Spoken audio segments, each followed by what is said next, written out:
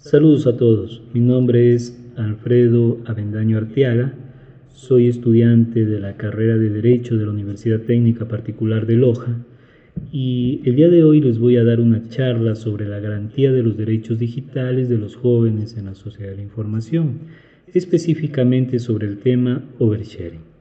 Hacerles mención de que este es un video de carácter formativo. Los seres humanos no podemos vivir solos, necesitamos relacionarnos con los demás, relacionarnos con los otros seres, en especial con el ser humano mismo, para poder mantener comunicación, interacción, para poder compartir experiencias, emociones.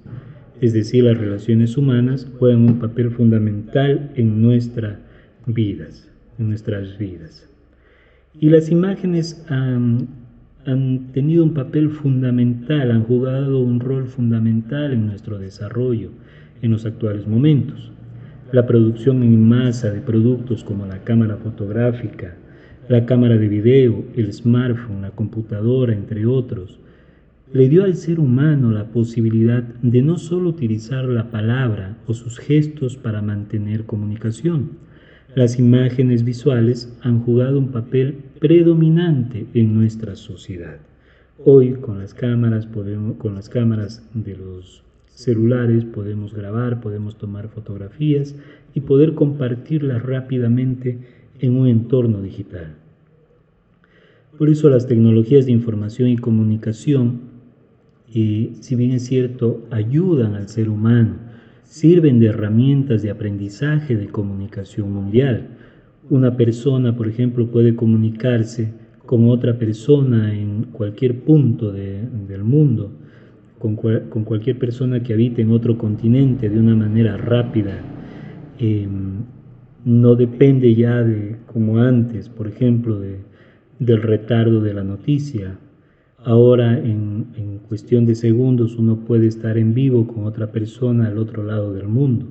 Entonces en ese sentido ayudan las tecnologías de información y comunicación, o también en el compartir conocimiento, que es un punto muy positivo, pero también se abre un abanico de probabilidades para cometer varios delitos, y ese es un punto negativo del cual todos debemos ser conscientes y debemos tener cuidado.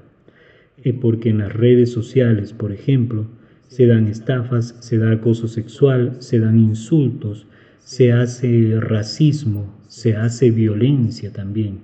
Entonces las tecnologías de información y comunicación han traído un aspecto positivo al ser humano en el sentido de compartir conocimiento, pero también han traído consigo un aspecto negativo para cometer delitos en un entorno digital.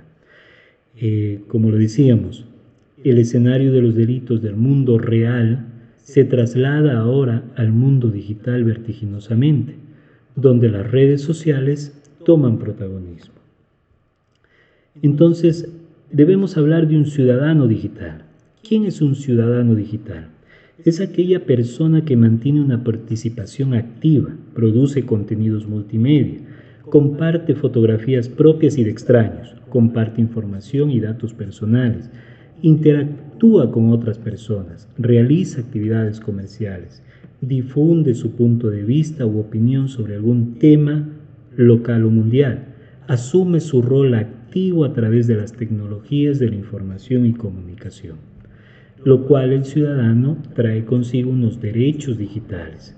¿Cuáles son estos derechos? Los derechos consagrados en la Declaración Universal de la Organización de las Naciones Unidas y que ahora son extendidos al entorno digital.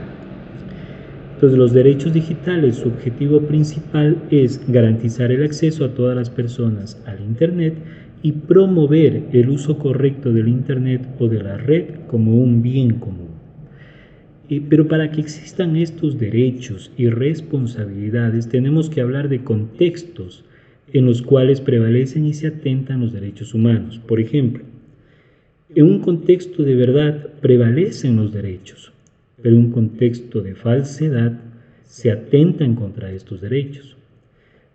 Cada publicación que nosotros hagamos en un entorno digital, en una red social, debe ser con una veracidad. Es decir, debe ser la verdad que nosotros difundamos en nuestras publicaciones. No podemos nosotros compartir o difundir falsedad u opiniones de las cuales no tengamos conciencia si es verdad lo que se va a publicar. Debe existir también, para que se garanticen los derechos humanos, contextos de exposición y para que no se atenten contextos de privacidad. Las personas, cuando abren un perfil en una red social, se exponen su imagen, exponen su punto de vista, se exponen ante los demás. Entonces debemos tener cuidado de que esa exposición no se extralimite con respecto a nuestra intimidad, a nuestra privacidad. Por eso es que, para que no se atenten esos derechos, deben existir unos contextos de privacidad. Contextos de lucro y contenidos gratuitos. Contextos de lucro. Debemos tener claro de que, por ejemplo, ahora en las redes sociales se está dando mucho las ventas, el comercio en Internet. Y debemos tener nosotros la seguridad de que aquella persona que nos ofrece ese producto sea legalmente una persona responsable o un comercio responsable para nosotros poder adquirir ese producto, para que no se den este tipo de situaciones de estafas.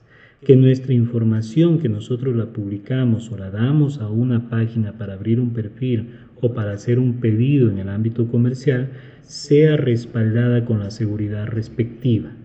No debemos nosotros confiarnos mucho de los contenidos gratuitos por un contexto de verdad o falsedad. Debemos también tener en cuenta los contextos comunes y contextos especializados. Los contextos comunes, los derechos de las personas, por ejemplo, en el ámbito cultural. Cada persona tiene el derecho de hacer su publicación en su idioma, con su imagen, con sus costumbres, con su forma de ser, y ante lo cual el resto de personas debemos respetarle todo lo que implica su forma de ser, sus costumbres. Y también debemos tener cuidado de nosotros opinar, si no tenemos el conocimiento necesario, en ciertos contextos especializados de redes sociales. Entonces, ¿quién nos garantiza los derechos digitales en el Ecuador? ¿Quién garantiza esto? El Estado ecuatoriano. Como dijimos, la Declaración Universal de los Derechos Humanos, donde se recogen todos los derechos humanos, son aplicados en todas las naciones que forman parte de la Organización de las Naciones Unidas. Entonces, en el Ecuador se reconocen los derechos en la Constitución de la República del Ecuador, y asimismo, que se extienden a un entorno digital, se reconocen en la Ley Orgánica de Protección de Datos Personales. El tema específico que vamos a hablar es el oversharing. ¿Qué es el oversharing? La sobreexposición de información de las personas, en especial de menores de edad, en las redes sociales, sin ser conscientes de los problemas que a futuro se pueden presentar al atentar contra derechos como el de la intimidad de niños, jóvenes y adolescentes. Se acrecienta el problema cuando son los padres de los niños y jóvenes, en base a su desconocimiento, no precautelan la intimidad, datos personales de sus menores, publican información que no era necesariamente importante. Los padres no calculan el límite de las publicaciones que realizan sobre sus hijos o familia. Experimentan una nueva libertad sin entender el alcance real que puedan obtener sus publicaciones. Y las redes sociales son un juego de espejo, donde ellos se ven reflejados en las imágenes de las fotografías de sus hijos. Los padres inconsciente y deliberadamente comprometen la identidad digital de los menores, la dignidad, reputación y honor como seres humanos en el futuro.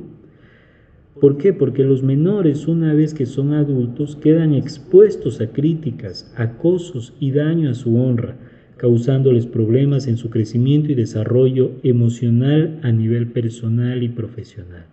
Por eso es importante, cuando uno comparta una fotografía de los jóvenes, de los niños, tener en cuenta si esa fotografía a futuro puede causarle daño en su entorno, en su vida, sea personal o profesional. Debemos ser conscientes de las publicaciones que nosotros realizamos en las redes sociales. ¿Cuáles son las medidas tomadas por el Estado para solventar este problema del oversharing? En la Constitución de la República del Ecuador, por ejemplo, en el capítulo 6, hablando de los derechos de libertad, el artículo 66 se reconocen y garantizará a las personas, literal, numeral 20, el derecho a la intimidad personal y familiar.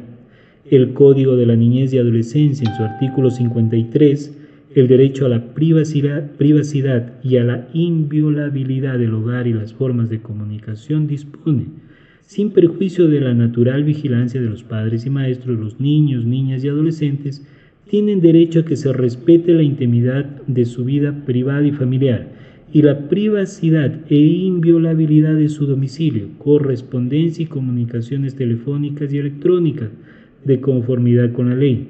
Se prohíbe las injerencias arbitrarias o ilegales en su vida privada. Es decir, los padres debemos ser conscientes de las publicaciones que hacemos referente a nuestros hijos. Muchas veces no lo analizamos, no tomamos conciencia de si esa fotografía a futuro puede dañar la imagen de nuestros niños, de nuestros jóvenes, con lo cual puede traerle problemas psicológicos, problemas personales, cuando él ya sea una persona adulta.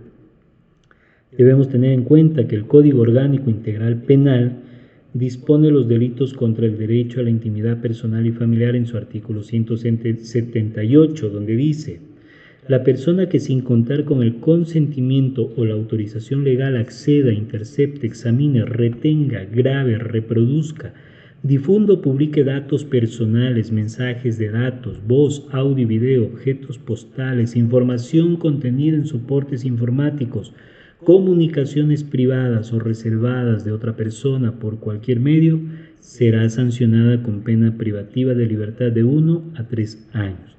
Es decir, si comete una persona un delito al difundir información de otra persona que no lo desea, puede estar cometiendo un delito del cual hay una sanción con pena privativa de libertad. La Ley Orgánica de Protección de Datos Personales, en su artículo 23, Derecho a la Educación Digital, manifiesta, entre otras cosas, que todas las personas tenemos el derecho al acceso y disponibilidad del conocimiento, aprendizaje, preparación, estudio, formación, capacitación, enseñanza e instrucción relacionados con el uso y manejo adecuados, seguro y responsable de las tecnologías de la información y comunicación, en estricto apego a la dignidad e integridad humana, los derechos fundamentales y libertades individuales, con especial énfasis en la intimidad, la vida privada. Debemos ser conscientes de que hay que enseñar a nuestros hijos el derecho a tener una educación en el ámbito digital. ¿Qué es lo que deben publicar? ¿Qué no deben publicar? Ser conscientes de que esa publicación que la van a hacer trae consecuencias positivas o negativas, y al ser negativas tienen sanciones, se cometen delitos y tienen sanciones y deben ser responsables por esas publicaciones que realizan. Es todo lo que podemos hablar. Les agradezco por su atención y gracias.